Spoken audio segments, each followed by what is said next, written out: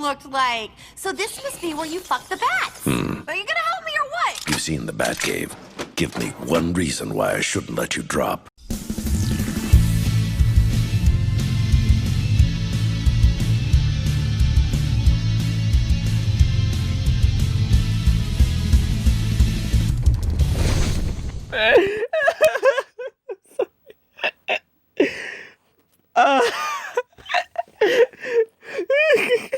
Nice. Can we get this video to 69 hour 69 minutes?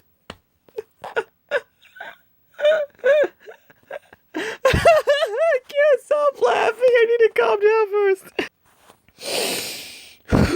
Hi, I'm Nirvikoshi. Welcome to more Harley Quinn reviews. I missed the last episode last week, but then again, you know, I watched both of them together, you know, which was a pretty good idea to watch them together. I needed a good laugh, and I got that good laugh these two episodes, but mainly the new episode that came out today. But let's talk about Your Damn Good Cop, Jim Gordon, which has to be the most. Jim Gordon is pretty broken. Like, he's a broken man. Like, Jim Gordon, in like all the iterations of him, he seemed like he's well rested. He's well rested. He has his life together, even though he's a commissioner / kind of detective, you know, and working with Batman, pulling out late nights. Like, he has his life together with his family and all that in movies and in TV shows. Like, they actually show him as like this more stable man, but in this show they portray an accurate version of what a cop goes through in his life, with a marriage and like problems at home, because, you know, cops do spend more time with what they do in their job and etc.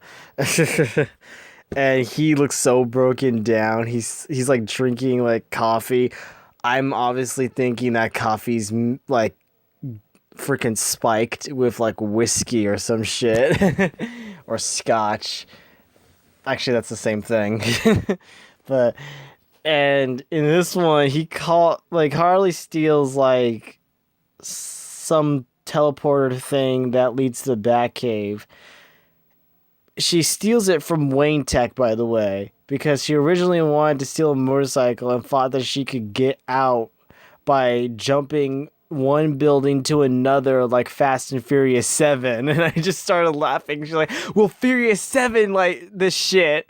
And she's like, are you serious? Like, Ivy's looking at Harley like, that's not gonna work. This is reality, not a fucking movie. Like, God. I hate that.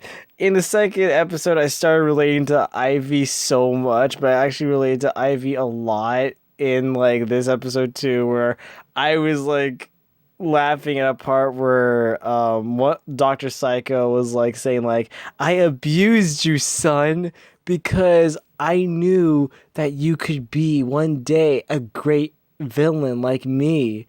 And I was like, that is so fucked up, yet touching. And then Ivy said the same thing that I said, like, wow, this is fucked up, but heartwarming. And I was like, Jesus Christ. And then Ivy went to go see Brad because his Kalininga skills are amazing. Even though in the next episode, they show her dating Kite Man, which I was like, oh God. She actually went through with it. Because she was so thirsty for him. Like in the third episode, she was like, did he mention me by any chance? But seriously, did he? Oh my god. Ivy is so cool. I like her. She's awesome. I relate to her so much. She made me learn in like a previous episode where she was like, hey, do not wash your like bottles or recyclables because it's unnecessary. That's just waste water. And I just started thinking, you know what, she's right. That makes sense. And I'm like thinking, but then again, it will attract ants if I don't clean them. Yeah. And but then again, she's right. It's a waste of water, and what's the point in cleaning them if they're just going to be crushed and compacted and probably reused for the plastic is going to be reused for new bottles and shit, you know? And but yeah, this the episode where it was like, you're a damn good cop, Jim Gordon, was like basically Jim is like sad, and then he only used the bat signal to talk about his marital problems with Batman. Caught her fucking another guy. Wait, you did not call, and then Batman's like, wait, you did not call me for like, he's like, wait, let me do a Batman voice. Wait, you did not call me because of the break-in at Wayne Tech? No, I'm talking about the breakup of my marriage. And then Batman takes the bat signal like, no, it's for emergencies only. You abused it. I'm taking it back. You abused his power. I just love it. Batman said like, no, you abused it. Like he was like Jim Gordon's like a bad kid. Like, no, you get this back when you have learned your lesson. Basically what happened. And by the way, they didn't get the motorcycle, but this teleporter that leads to the Batcave. And I'm surprised that Harley didn't put 2 and 2 together that Batman is fucking Bruce Wayne at that point. Like, why was the teleporter to the Batcave in Wayne Tech? Think about it. Harley. Think about that. She didn't. Maybe she assumed that. But then again, Batman just openly admitted, like, yeah, we're still working out the bugs. It's in the beta phase. I'm like, motherfucker, you just gave away that you're Bruce Wayne. Yeah, Harley didn't notice. It's so stupid. Yeah, how the fuck did she, like, not know? And yeah, Bruce and Batman and Jim Gordon do repair their friendship at the end, even though Batman's like, I'm not good at emotion. And yeah, they patched things up. Jim Gordon made friends with Clayface's hand because apparently his hand gained sentience and then became a little child. And then Jim Gordon just talks about his marriage problems with him and his job and how much it's stressing him out, and he's like listening to him like a good friend, and he's like, thank you, no one has ever listened to me that much before, and you became my new friend. And he's like crying, and then Clayface got his hand back either way, and Jim Gordon can't shoot Clayface because like, no, my friend's there. It was just so silly to me. It was a weird episode, but the episode was just about like Harley realizing that she should stop thinking about herself and start thinking about other people because she's so hell-bent in getting into the Legion of Doom just to rub it in Joker's face that she's being more successful than him. I was like, damn. And then Ivy's like, okay, relatable. And so Harley realizes she should think about her crew, and she does at the end, which was nice and sweet. I like that. I mean, after we got the Frankie Muniz thing at the last episode, right? You would think, like, man, she is crazy in the head. I love her. Anyway, the next episode, Ivy's dating Kite Man, and she is kind of like scared about it and ashamed of it, and Kite Man's like in his apartment, and he broke like the 6 in his apartment number, his apartment building number. It was 66, but he broke the 6 to switch it around and make it a 9 and make it 69 because he's like, nice. And he thinks that Ivy doesn't like it. Like, okay, so the 6 thing, no, I'll fix it. He puts it back. And then when they leave, it turns back into a 9. He's like, nice.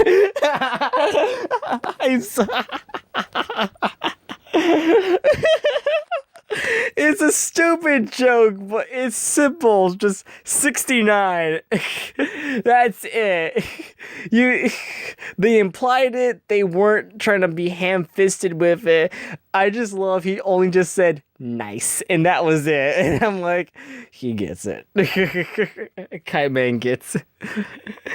Kite Man is so cringy, yet he means well. He does love Harley. He does love Poison Ivy. He's like, I actually do care about you. And then he retracts it with, and I also care about that ass. Ivy's like, oh my god. Ivy's like, I don't go out with guys like you, but I actually legit like you. Like, there is like a connection. And it wasn't like a forced romance, honestly, to me. Because they actually did have a nice touching moment in the second episode of Harley Quinn where she meets him at the party and she hates him and she's like, "Oh my god, you're so annoying. I hate you. You are such the worst villain ever."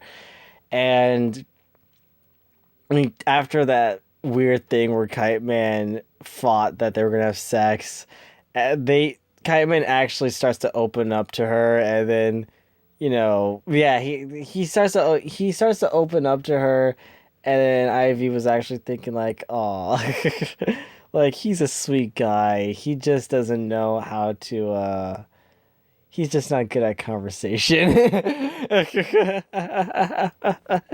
But she started to fall for him, which I could find understandable why she fell for him. And I was like, okay, I get it. As much as I still ship the relationship with Harley and Ivy, because I legit love that romance between Harley and Ivy in the comics because they were an actual couple. I could see this show wanted to do something different. And I really hope that if this romance is not like a one-off thing and it's just a gag, I feel like it could actually work. But if it doesn't, it doesn't. But I just hope that if it does break off, I just hope the show does a good job with not making them both look bad, because I don't want Kite Man to turn like an asshole in the end, because he is sound like a good guy. He legit sounds like a good guy, even though he's evil. But I really hope that they don't make him like an asshole if they do break up, because that's like the poison in like lol.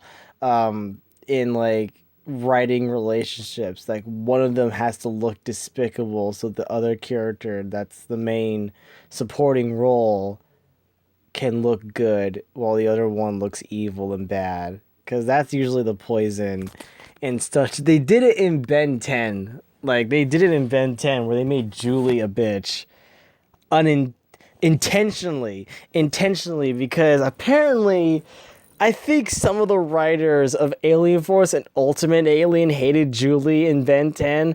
I didn't. I liked her. She's a likable character, but then she becomes bitchy out of nowhere. Like, it seems out of character.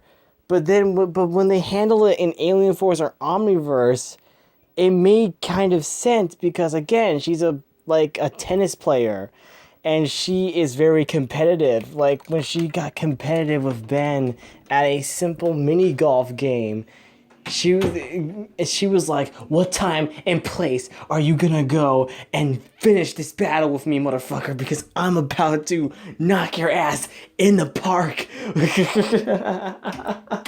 with my fucking mini golf skills." And yeah, but then again, when Omniverse came, they made her into a total bitch in Omniverse for no apparent reason. Ben had a valid excuse because he wasn't actually breaking up with her. He was playing a video game, and Julie took it the wrong way. And then she went and say, "Hey, here's my better boyfriend because he's better than you, Ben." And they made her a bitch throughout the entire fucking season. And I was like so pissed off about that. I hated that. That's why I never watched Omniverse, because Omniverse killed Ben 10 for me. I fucking went on a rant. I really did had like a thing where I shipped characters because then they had this connecting relationship that you found adorable. I did that a lot when I was a little kid because I think when I grew older at that point in my life and I saw like, because it's like when I watched Ben 10, it's like I grew up with the character, and then all of a sudden he had these relationships because he's becoming a teenager. He gets older, and then he's now in relationships now. And then when he's talking to Julie, and then they had like that connection, this adorable like romance they had with each other. It made me feel like, man, it got me older into thinking about actually having like relationships or actually finding someone I care about, because back then I had crushes in cartoons, like, and now it went to actually wishing I can find love out there, which hasn't happened yet.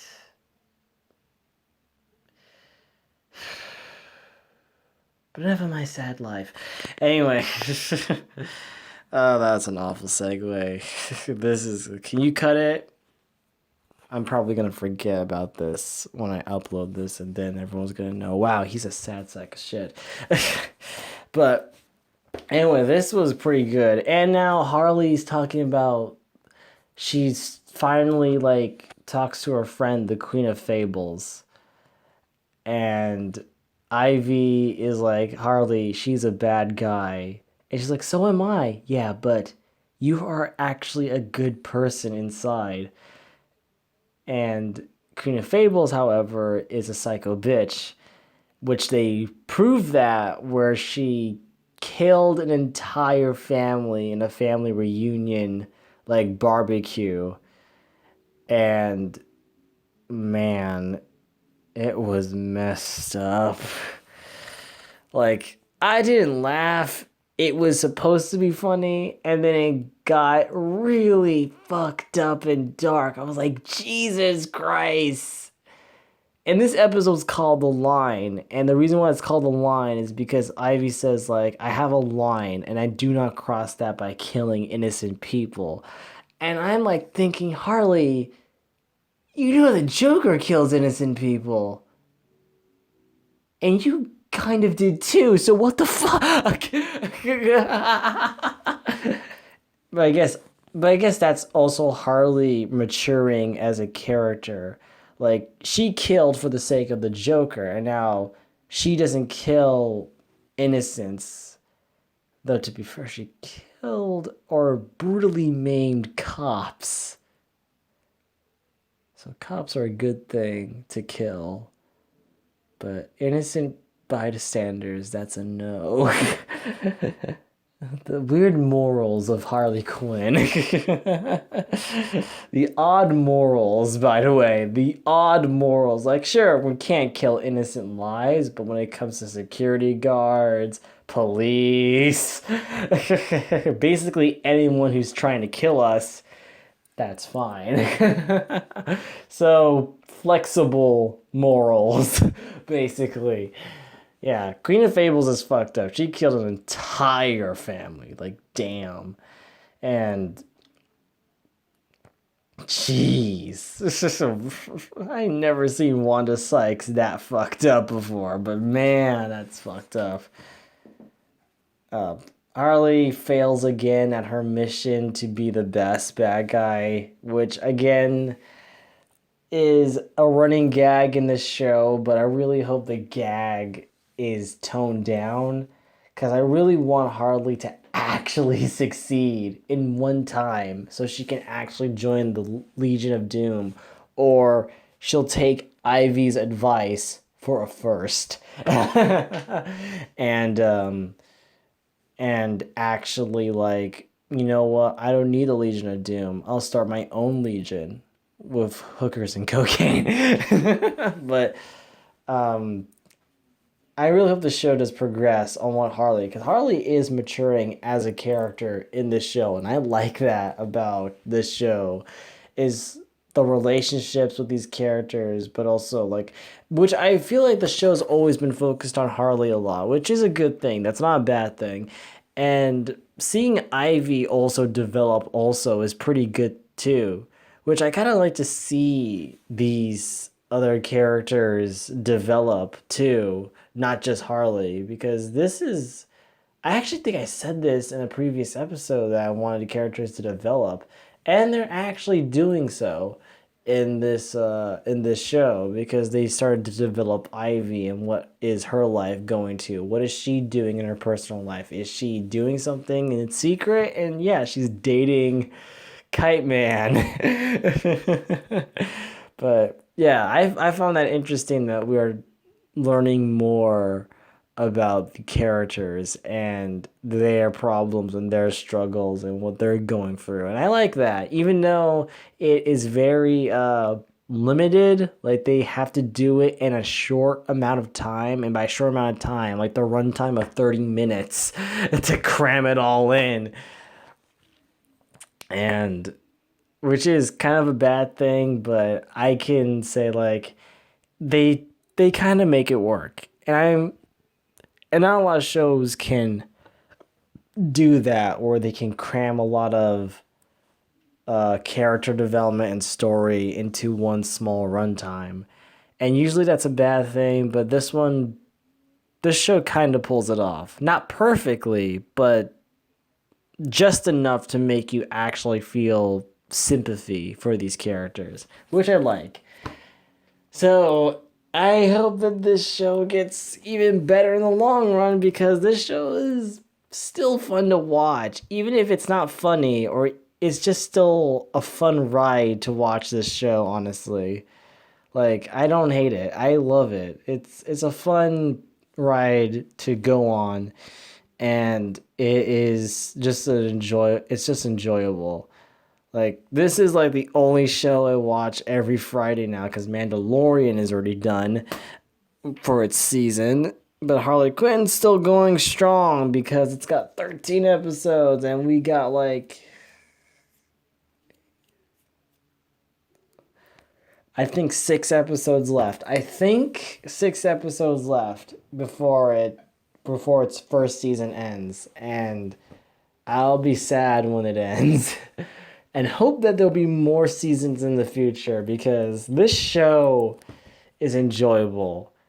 And I think this show's gonna probably end before Birds of Prey comes out. Maybe. I think it's gonna end before Birds of Prey comes out. But either way, even though if Harley Quinn does end its season instantly after the 13 episodes are up, we still have Birds of Prey to look forward to. So, I hope that's good. Anyway, thank you for listening to this review. I'll see you guys in the next one. Ciao, darlings. A little bit. What? For you, obviously. I mean, I can't let this anonymous asshole talk shit about my best friend, right? Oh, Ive, you'd hurt him for me. Yes, absolutely. And because he claimed I'm fucking psycho. But mostly for you, babe. But also for me. But for you. For us. It's fine. What? Ow, ow, ow! Ow! Ow!